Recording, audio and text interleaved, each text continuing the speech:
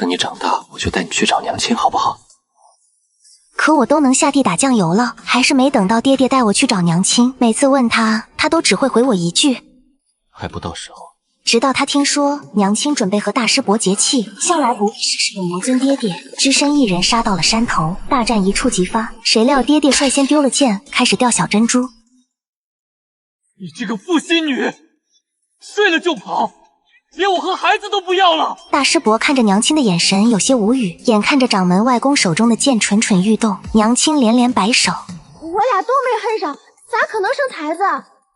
掌门外公眯起了眼睛，本命剑隐隐出鞘边缘。娘亲咽下没说完的话，连忙改口：既然我们有名无实，也没对你造成什么不可逆的伤害，还请魔尊殿下离开，待我完成结情大典，改日一定登门道歉。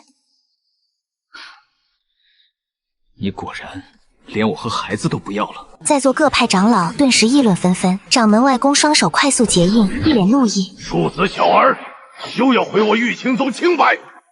娘亲，你真的不要我和爹爹了吗？掌门外公结印的手直接拍在娘亲的脑门上，痛心疾首地看向她。你这逆女！虽然他看起来很是恼怒，但我偷偷看见外公的胡子都翘起来了，他在偷偷笑。我冤枉啊！虽然我送了他合欢花，但那晚我真的没睡他。不信你问他们。娘亲指向一旁吃瓜的众弟子，众弟子们不语，只排排站中心的向他竖起了大拇指。从千万年前开始，正邪便势不两立，和魔教勾结可是正派的奇耻大辱，更别提如今各宗门为争天下第一内斗许久，其中玉清宗掌门还是我的外公，况且娘亲真的还是个黄花大闺女啊！面对门内长老惋惜的摇头，其他门派长老看热闹是嘲笑的目光，娘亲像只热锅上的蚂蚁，急得团团转，有心却无力。直到一抹红袖挡在娘亲的面前，为她遮去无休止的眼光。是大师伯，大师伯不愧是娘亲精心挑选的好男人，尽管身穿喜服，却依旧遮不住他不食人间烟火的气质。关键时刻直指证据所在。如此，那就滴血认亲吧。不多时，盛有水的容器便被弟子端了上来。娘亲自有信心躲在大师兄身后，借着胆子向爹爹挑衅：上山龙玉下山虎，结果由不得你做主。爹爹看向娘亲，久久沉默不语，眼底的泪光仿佛无时无刻不在控诉着他抛夫弃女的恶行。爹爹扭头不再与娘亲对视，唤着我的名字：去吧，周周。我虽然有些埋怨娘亲不信我是她的宝宝，但还是听话的去了。很快娘亲的嘴角便勾不住了，因为她亲眼看到我的血和她的血一点一点的融合在了一起。掌门外公像失心疯一样跌跌撞撞冲了过来，看向融为一体的血滴，久久不语，最后狠心在手腕处划过一刀。所有人屏息凝气，静静等待着结果。不出所料，又融在了一起。娘亲的师兄弟们，你看看我，我看看你，不约而同地捂住了嘴。原来亲亲真的能生崽啊！掌门外公颤抖着指了娘亲半天。视听完你才多大呀？虽然有些埋怨娘亲不信我是她的宝宝，但还是听话的去了。很快娘亲的嘴角便勾不住了，因为她亲眼看到我的血和她的血一点一点的融合在了一起。掌门外公像失心疯一样跌跌撞撞冲了过来，看向融为一体的血滴，久久不语，最后狠心在手腕处划过一刀。所有人屏息凝气，静静等待着结果。不出所料，又融在了一起。娘亲的师兄弟们，你看看我，我看看你，不约而同地捂住了嘴。原来亲亲真的能生崽啊！掌门外公颤抖着指了娘亲半天。视听完你才多大呀？掌门外公年老得子，娘亲是真正意义上的黄昏恋的产物。细看起来，我长得和娘亲确实有几分相似，站在一起，任谁都觉得有些关系。我还小，不太会化形，若隐若现的鱼鳍裸露在手臂上，眼眶下方的蓝色鱼鳞还未隐去，平添了几分灵动。传说鲛人气类成珠，肉质鲜美，其心脏更能使死人复生，白骨长肉。也就爹爹魔尊的实力敢光明正大带我出来，不然一个未化形的小鲛人，一旦离开保护罩，便会被分食殆尽。孩儿啊，告诉阿公，你今年多大了呀？阿公，我100岁啦！刚过100年大寿的掌门定一软，坐在了地上，整个人都傻了。不儿，娘亲今年也才18啊！眼看着情况越来越不对，娘亲连忙拉着靠谱的大师伯走到容器旁，祈求获得帮助。这水指定有问题。他觉得大师伯内力深厚，定能一眼看破那小小魔尊的诡计。果然，大师伯只看了一眼便得出了结论：水没问题。可下一息，两滩血滴缓慢鼓涌着，融为了一体。大师伯也沉默了。和大师伯有着远亲关系的外室弟子颤颤巍巍走了过来，对掌门外公两眼婆娑。我从小便无父无母。说着，众人来不及劝阻，外室弟子便抢先一步咬破手指，递入容器内。有了第一个，就有了第二个，像下饺子一样。宗门所有弟子都参与了这场认亲大会，场面热闹得一发不可收拾。只知道最后所有人的血都融在了一起。燕离脸色难看地看向结果，拳头硬邦邦的。其他宗门面面相觑，怪不得玉清宗那么团结，原来是家族企业。眼看着血亲越来越多，掌门外公两眼一翻，直接晕过去了。娘亲与大师兄的节气大典就这样被破坏了，这还是他好不容易才告白成功的。成为魔尊女儿他娘亲这件事，以迅雷不及掩耳之势传遍天下。掌门外公以养病为由，闭门不见任何人。爹爹带着我说什么也不愿离开。其他正派宗门的宗主对此颇有异议，但抵不过爹爹硬硬的拳头，只能悻悻作罢。而娘亲被怀疑与魔教勾结，各大宗门联合上书话里话外，暗示玉清宗将他交出。关键时刻，作为天下万人敬慕的大师伯挺身而出，用人格做担保，才把娘亲留下来。墙头草的二师伯立刻布下结界，以示玉清宗的正直。好在经常卖娘亲的二师伯还保留一丝人性，偷摸着给娘亲塞了很多她爱吃的糕点。直到某天，娘亲发现被二师伯吹破天的结界其实根本不堪一击。可出来后，娘亲却开始犯愁：天杀的，我要怎样才能证明与魔教没有关系啊？纠结无果后，她还是选择找鬼点子最多的二师伯帮忙。二师伯？原本一贫如洗的二师伯，如今锦衣玉带，桌上摆满了各式各样的奇珍异宝。叫什么二师兄？按辈分，你应该叫我二太爷。自从那天滴血认亲乱套之后，宗门弟子迅速按照年龄功力排了个辈分。掌门外公一跃成为了老祖，而娘亲自然而然成为最小的小辈。二师兄，你相信我，我比窦娥冤。我相信你没有贪图魔尊燕离的美色，没有亲亲她、摸摸她、抱抱她，更没有想跟她生猴子。但至少没有真生猴子。可爱小昭昭是从石头缝里蹦出来的。娘亲一把抢过烟袋，吸了一口后，狠狠吐出烟圈。算了，我和你终究尿不到一壶里。你只会和燕离尿一壶，至少你俩都喜欢往后山跑。我就说吧，后山禁地是个好去处。娘亲顿住了，随后转过身，撒开脚丫子就跑。临走还不忘顺点二师伯的宝贝。自从后山被列为禁地之后，娘亲就把那当做她的秘密基地，里面可藏了许多她见不得人的少女回忆。不过话说，谁那么有种，敢帮你从我吊扎天的结界里出来的啊？疑惑的话语散在风中消失不见。娘亲赶到时，爹爹正安静专注地看着他的画本子，那本名叫《冷冰冰的疯批绝美鲛人拿命宠我》的画本，是娘亲央求了山脚下的小生好久才定制而成的，全天下独一份。而娘亲现在才想起那鲛人原型，恰恰是他10岁那年惊艳他一整个夏天的爹爹。强烈的羞耻感涌上心头，可娘亲却很无助。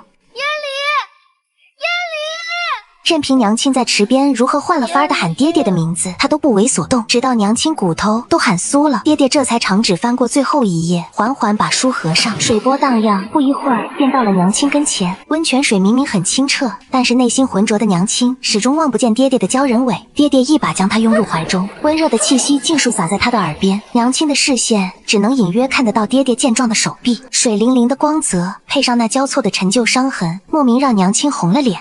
你最喜欢的是这种吗？娘亲狠狠吞了吞口水，紧张地等待着，可等来的并不是书中的那些描写，却是不停落下的珍珠。让男人落泪是大女人的无用。娘亲已经忘了偷溜出结界的初衷，只慌乱地用脏了的袖子往爹爹脸上抹，泪水越擦越脏，最后爹爹变成了小花猫。娘亲的心莫名一痛，别哭了，就当是为了昭昭，日子总得有个盼头。提到我爹爹，总算止住了眼泪。娘亲赶紧趁热打铁。话说昭昭那么可爱，到底是你和谁的孩子啊？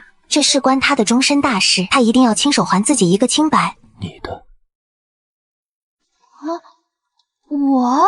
收音珠因法力突然中断掉落在地，娘亲反手指向自己，不可置信地瞪大了眼睛。您是指18岁的我生下100岁的小鲛人儿吗？这合礼吗？可爹爹那副认真又悲戚的模样，娘亲质疑的话又咽了下去，脑海中情不自禁脑补出一段修仙界流行的带球跑画本剧情。鲛人向来心思单纯，一定是爹爹被贼人所骗，不得已才想给孩子找个后娘，也不知道是哪个渣婆娘。冷不丁的娘亲腰间的手臂逐渐收力，蔚蓝色的鱼尾在空中划过一道弧度，在落地的瞬间幻化成笔直的双腿。娘亲则被迫双手抵在爹爹的肩膀上，涌起的水珠打在脸上，也敲动着娘亲躁动的心。头顶传来爹爹的声音：“你真的要和他结亲？不管我和昭昭了。”这个他自然指的是大师伯。娘亲犹豫了，不知道为什么。大师兄是天之骄子，所有人都想成为大师兄的道侣。如果爹爹不是魔教的就好了，至少玉清宗还能在江湖立住脚。娘亲别开眼，努力不看委屈巴巴的鲛人爹爹。良久，爹爹轻叹一声，掌心从头顶慢慢滑落，轻轻理顺娘亲的长发，长腿却毫不留情地挤入娘亲的双腿间，挤走两人之间的空气。昭昭一直很想你，我也是。如果可以的话，让昭昭留下来陪你吧。鲛人悦耳的歌声在娘亲的耳畔回响，她的手指不由自主地抓紧爹爹的手臂，直到陈旧的伤痕再次流出血渍。娘亲看着那抹鲜红越来越模糊，恍惚间她似乎想起来，爹爹并不只是她生命中的过客。娘亲好像做了一场梦，梦里她正在闺房中哼着歌，准备与大师伯的节气大典。其实她并不喜欢大师伯，但如今天下太平，各个宗门对天下第一之称虎视眈眈，更是推出了宗门子嗣联姻，以巩固宗门地位。恰好大师伯无娶妻之意，娘亲更不愿联姻，婚期就定在第二天。可不过一转身，大大小小的珍珠散落一地，爹爹身上布满了玉清宗阵法的伤痕，堪堪维持化形模样。你这个负心女人！其实我在找东西呢。找什么？借口。娘亲的精神一直紧绷着，时不时看向洞口外。魔教和正派如今势同水火，无论被哪一方发现，都免不了一场大战。太阳慢慢落下，娘亲愣了很久，可莫名的羞赧的话语说出：“那就叫昭昭吧，朝朝暮暮，尔尔此晚，岁岁念安安。”突然有人抱住了娘亲，一下将她拉回现实。低头一看，一堆糕点玩意儿洒落四周。我好想你啊，娘亲！我的笑容让娘亲心头一暖，她伸出手想摸摸我的头，可在碰到头发丝的瞬间又顿住了。刚刚的梦境像是她亲身经历那般，心中的思绪如同一团乱麻，纠缠不清。长老说，鲛人生辰之愿最为灵效。然后我那天许愿能见到娘亲，爹爹和我果然就找到你啦。那天是你的生辰。对呀，昭昭现在是大孩子啦。我刚从对外闭关的掌门外公那儿回来，小小的我抱着一大堆的吃食玩意儿，摇摇晃晃的，编起的头发松松散散。娘亲伸手想要帮忙，我却像献宝一样将这些捧到她的面前。要不要一起去山脚的小镇看灯会？不和爹爹还有掌门说的那种哦。一路上我像只小麻雀，叽叽喳喳不停，绘声绘色地向娘亲描述着我的整个童年，弥补娘亲不在我身边陪伴的落寞。娘亲也有试图问过我的娘亲是谁，我每次的回答都坚定的不行。是你，昭昭怎么可能会认错自己的娘亲呢？昭昭和爹爹只有生辰的时候才能见面，每次爹爹都会喊你的名字嘞。诗、听、玩，真好听呀！那么我就叫施昭昭啦，嘻嘻。娘亲在心底愤恨感慨：这抛夫弃子的渣女啊！昭昭如果真的是我的女儿就好了。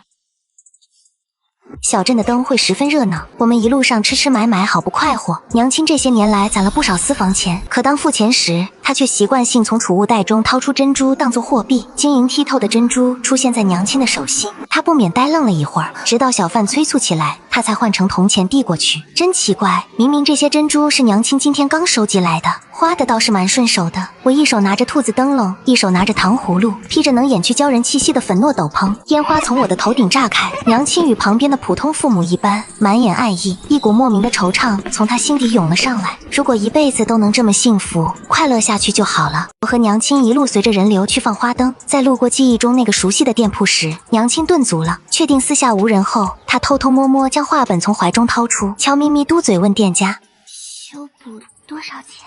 正是那本被爹爹不小心打湿的冷冰冰的封批，绝美鲛人拿命宠我。这本实在是娘亲的心头好，就算死了也要塞到棺材里的那种。坏了，实在可惜，没办法，他只能来这家百年老字号售后了，修不了。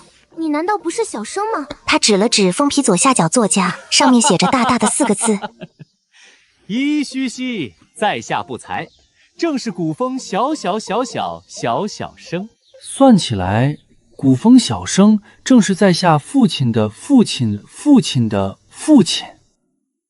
你说什么？100年？诺，到今天刚好100年08年，差1月有余。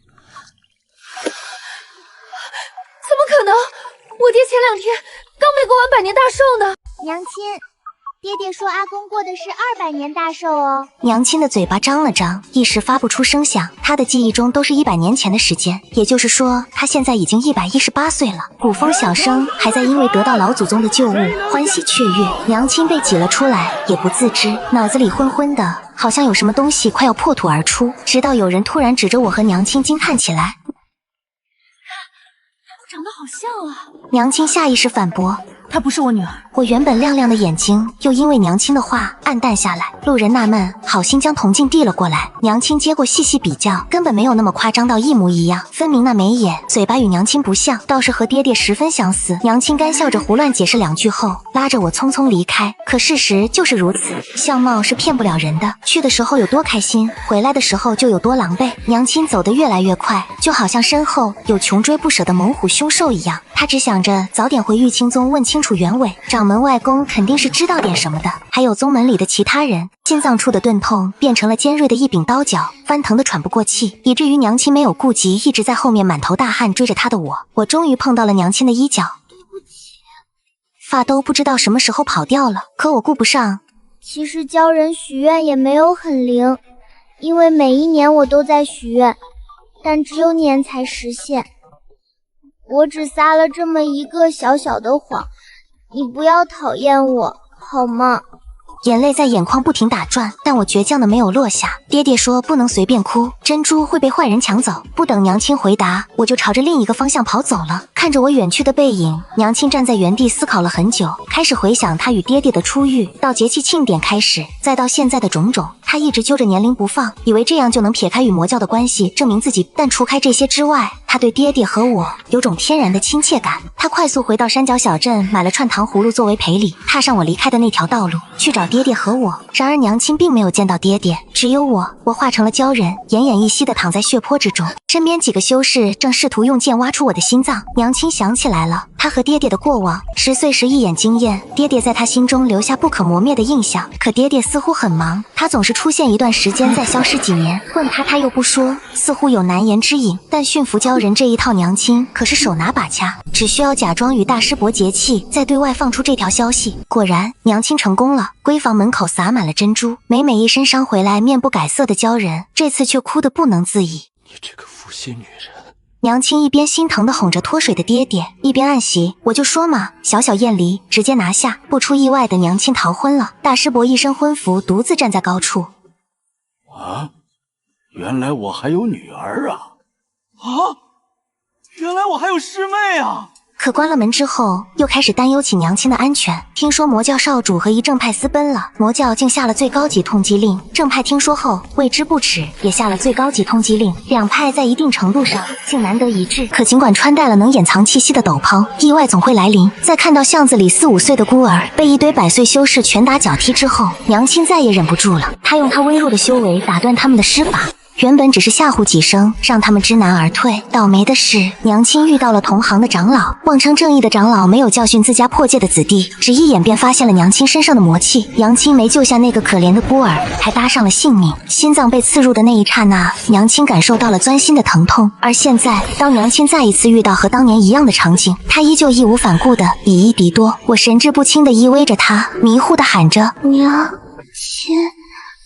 可为什么呢？娘亲明明在100年前就死了，她的心脏剧烈跳动着，似乎在告知什么。鲛人的心脏能使死人复生，白骨长肉。而今夜娘亲去寻爹爹的时候，她分明是没有心跳的。娘亲好像又睡了很久，脑海中一直回忆起那些修士虚伪的嘴脸。鲛人全身上下可都有大用处啊！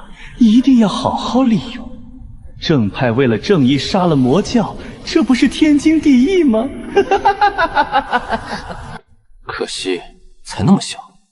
哦，对了，千万不要被其他门派发现，不然还得分给他们。还有意识消散前，爹爹红了眼朝娘亲奔来的模样，门外的刀剑声音此起彼伏，娘亲不禁皱起眉，吵死了，睡个觉都不让人安稳。很快，冰凉的手指抚上娘亲的额头，轻轻安抚着她。掌门外公在房内来回踱步，最后长叹一声：“真决定了？”决定啥？娘亲想要询问，嘴巴也张不开。令人意外的是，回答掌门外公的人竟然是爹爹。你知道的，100年前把听婉带走，实属无奈啊。正魔两派追杀你们，你又在最虚弱的时候挖心救人。如今各宗门明争暗斗，我必须顾全大局，一步错便是步步错。我知道，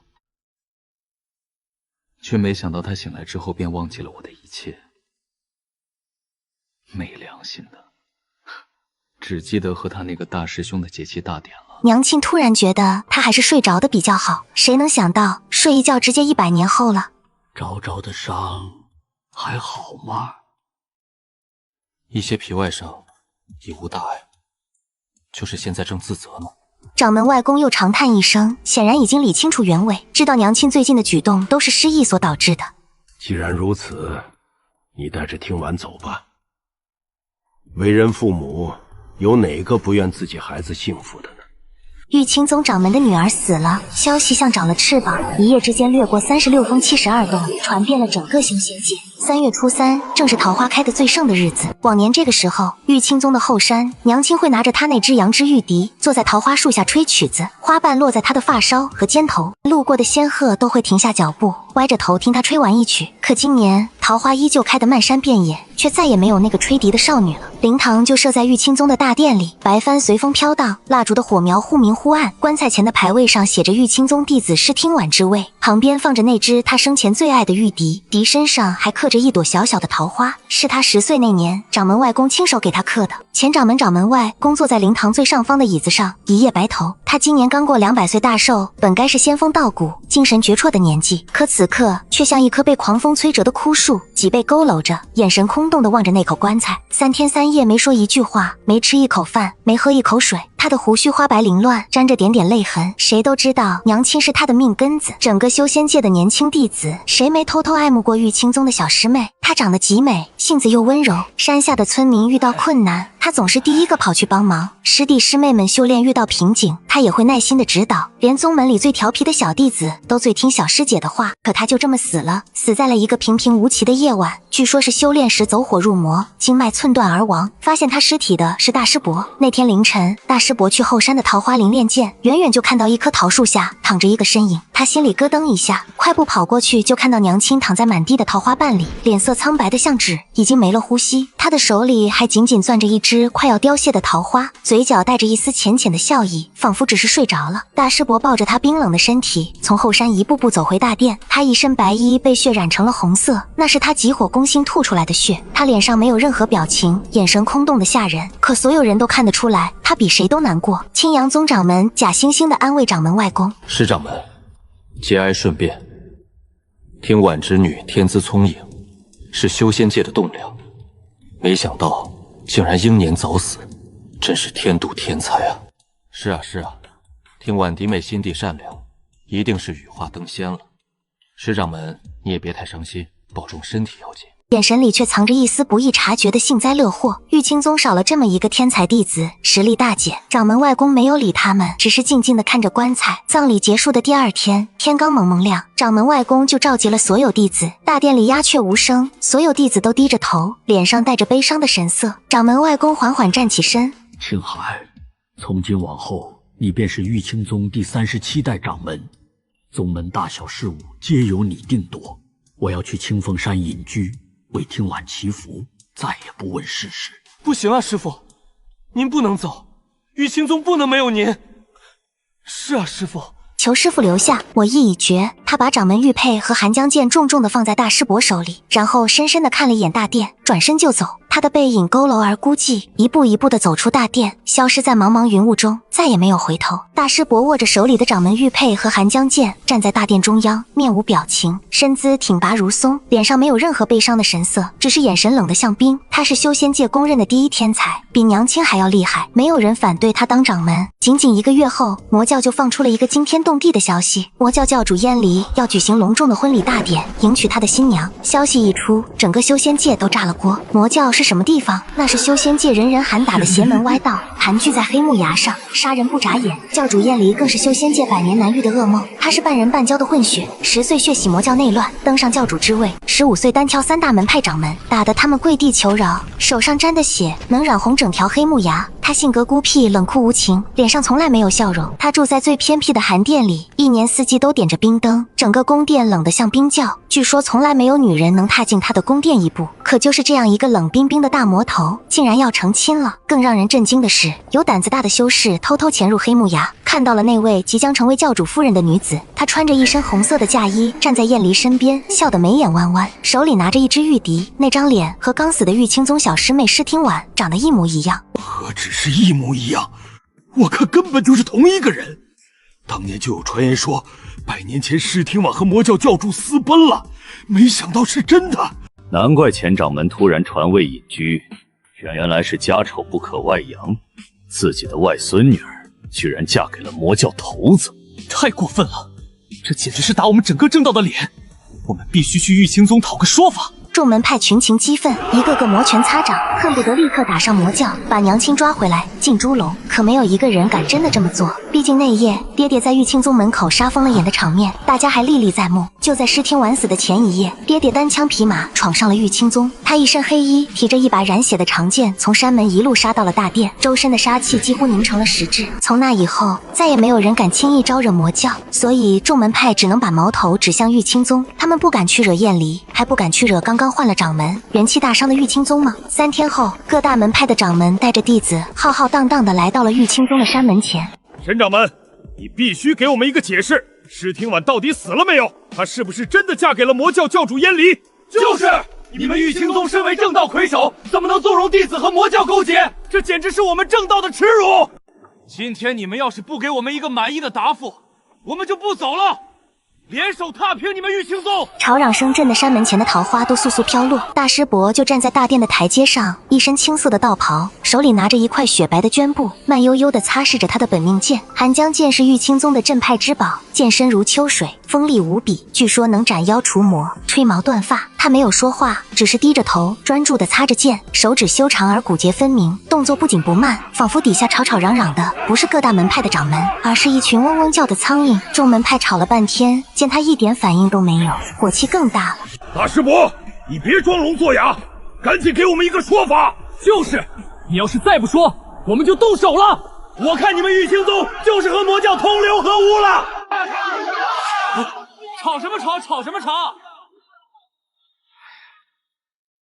大清早的就跟一群乌鸦似的，聒噪死！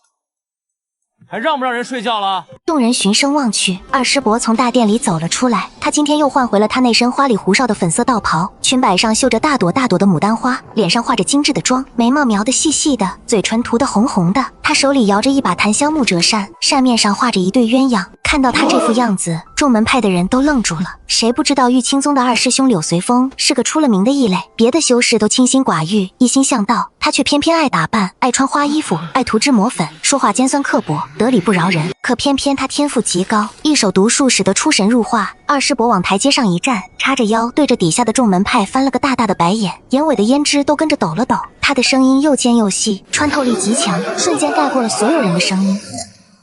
你们跑到我们玉清宗的地盘上撒野，还敢这么大声？我看你们是活腻歪了。我们玉清宗办丧事，你们不来吊唁也就算了，还跑到这里来兴师问罪。我看你们是黄鼠狼给鸡拜年，没安好心。柳随风，这里没你的事，让大师伯出来说话。我们是来找他要说法的。没我的事。你们跑到我们家门口来骂我们师妹，骂我们掌门，还说没我的事。我告诉你，今天有我在，你们谁也别想撒疯，我们只是要一个说法：石庭婉到底是不是嫁给了魔教教主？你们玉清宗是不是和魔教勾结了？这关乎整个正道的声誉。哦，你们问这个，我们掌门说了，关于我师妹是不是100年前跟魔教私奔的那个人，关你屁事！你们太过分了，简直是岂有此理！这就是你们玉清宗的待客之道吗？还有人问，我们掌门一连举办了2届结义大典，都以失败告终，这又是怎么回事？是不是你们玉清宗做了什么亏心事，遭了天谴？这话一出，底下立刻响起了一片窃窃私语。掌门外公给他定过2门亲事，第一门是和昆仑派的大小姐，结果大婚前夕，那位大小姐不小心掉进湖里淹死了。第二门是和蓬莱岛的小公主，结果在大婚当天，那位小公主突然悔婚，跟着一个散修跑了。从那以后，就再也没有人敢给大师伯提亲了，都说他克妻，还是100%克妻的那种。色修，克妻。还是100%战绩的那种，谁要是不信，尽管把你们的女儿、妹妹、师姐、师妹送过来试试，我们掌门随时奉陪。要是能活过大婚真夜，算我们输。全场再次陷入死寂，众人看着他一脸坦然的样子，反而不知道该说什么了。他们本来是来找茬的，结果对方根本不按常理出牌，直接摆烂，让他们一拳打在了棉花上。你们玉清宗太不像话了！身为正道魁首，竟然包庇魔教妖女！今天你们必须给我们一个交代，不然我们就联手踏平玉清宗！话音刚落，一直低头擦剑的大师伯终于抬起了头，他淡淡的扫了底下一眼，眼神冰冷锐利，像出鞘的剑，只是一个眼神就让所有人都闭上了嘴，浑身发冷，仿佛被毒蛇盯上了一样，连大气都不敢喘一口，空气瞬间凝固了。山门前静得连一根针掉在地上都能听见。什么？你们害我师妹饮恨而终，不顾我前掌门丧子之痛，居然还有脸跑到我们玉清宗来兴师问罪！看你们是吃饱了撑的！有本事你们去魔教找淹没算账啊，跑到我们这里来耍威风！我告诉你们，赶紧滚！再敢在我们玉清宗门口吵吵，我就让大师兄把你们的舌头都割下来喂狗！再给你们下点养粉，让你们养上3天3夜生不如死。再下点泻药，让你们拉到虚脱。他骂得唾沫横飞，尖着嗓子把所有人都骂了个狗血淋头，从掌门骂到弟子，从祖宗18代骂到未出生的孩子，连一句重样的都没有。他越骂越起劲，兰花指翘得老高，像一只愤怒的花孔雀。众门派被骂得抬不起头，也骂不过柳随风，更怕二师伯给他们下毒。毕竟谁都知道二师伯的毒术天下第一，要是被他盯上了，怎么死的都不知道。我们走！一群人灰溜溜的夹着尾巴，逃也似的离开了玉清宗的山门，连头都不敢回，看着他们落荒而逃的背影。大师兄，怎么样？解不解气？怎么样？我骂的好不好？解不解气？操！好心没好报。要不是我，你今天就得跟他们打起来。打起来多麻烦啊，还得打扫战场，弄脏了我的新衣服怎么办？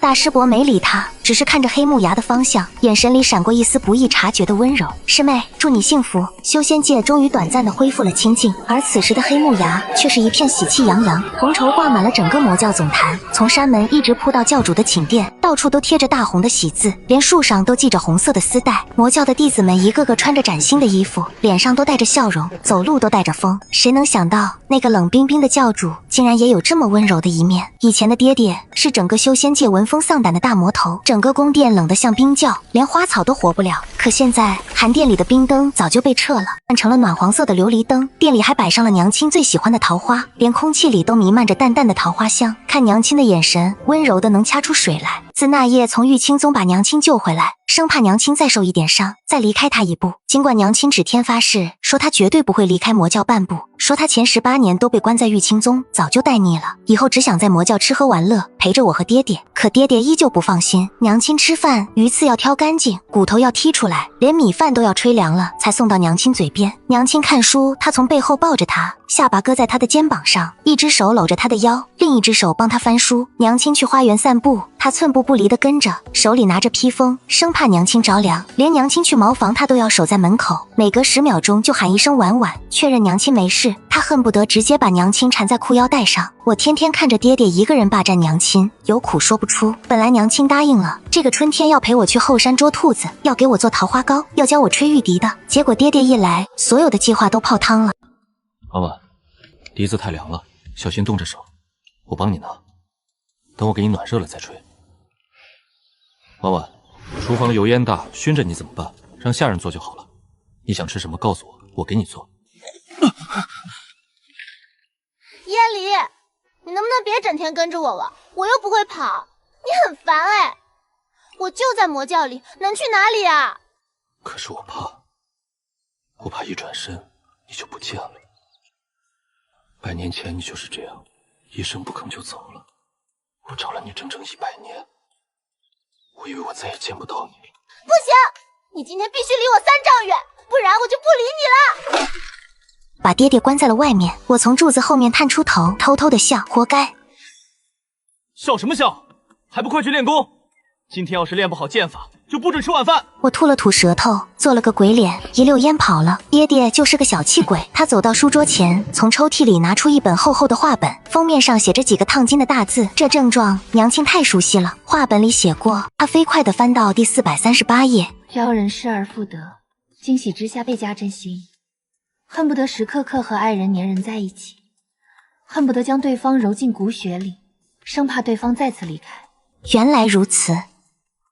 第一步，花光所有钱财买到极品合欢伞，让对方意乱情迷，主动投怀送抱。娘亲看向自己的储物袋，里面装满了爹爹给她的珍珠、宝石，晃得人眼睛都花了。这些珍珠都是爹爹的眼泪。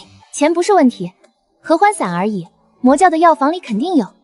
第二步，沐浴更衣，换上最美的衣服，布置浪漫的场景，邀请对方小酌2杯，趁其不备，将合欢伞下入酒中。第三步，酒过3巡，缓缓环住对方的腰身，在他耳边轻声呢喃，唤他心肝宝贝，说你心悦他，要与他享尽雨水，共赴巫山。好害羞啊，不过为了以后能有私人空间，拼了。可是唤我心肝宝贝，说你心悦我，要与我享尽雨水，共赴巫山。娘亲吓了一跳，手里的画本差点掉在地上。她猛地抬头，看到爹爹不知何时已经出现在了房间里，正笑盈盈地看着她。娘亲下意识地点点头，对，就是这句。说完才反应过来，脸瞬间红得像煮熟的虾子，连耳朵尖都在发烫。她甚至开始怀疑，是不是刚才下了合欢散的酒被她自己不小心喝了。婉婉，我们该做拖了很久的事情了。什么？朝朝暮暮，尔尔此晚，岁岁念安安。我们的暮暮尔尔，此此晚晚，岁岁念念，安安还未出生。当时我还笑你，说你想太多，生一个就够了，生孩子太疼了。嘘，你可是答应了昭昭，要给他生个弟弟妹妹陪他玩的，你不能骗小孩子。我坐在门口的台阶上，听着屋里传来的动静，我开始纠结。弟弟的话可以陪我一起练剑，一起去后山捉兔子，一起欺负魔教的小弟子，还能帮我背黑锅。要是爹爹骂我了，我就说是弟弟干的，弟弟还能保护我。要是有人欺负我，弟弟就会帮我打回去。妹妹的话可以给她穿漂亮的小裙子，给她扎好看的辫子，把我的糖葫芦、桃花糕、布娃娃都分给她。我还要教她吹玉笛，教她画画，教她游泳，保护她不被别人欺负。妹妹肯定会很可爱，像个小糯米团子一样。我掰着手指头纠结了半天，算了，不想了。哼，反正热闹就好啦，越多越好，最好生7个，这样我们就能凑齐8个，一起玩捉迷藏，一起打麻将，一起去山脚的小镇看灯会。我趴在门上，偷偷地扒着门缝往里看，结果刚看了一眼，就被一只温热的大手捂住了眼睛。小孩子不许偷看。爹爹小气，看看都不行。乖，等爹爹给你生个妹妹陪你玩，想要几个，爹爹就给你生几个。真的吗？我要7个。好， 7个就7个。夕阳西下，金色的阳光洒在我们身上，温暖而美好。远处的桃花开得正盛，风吹过，落下漫天的桃花雨。我知道以后的日子一定会越来越热闹，越来越幸福的。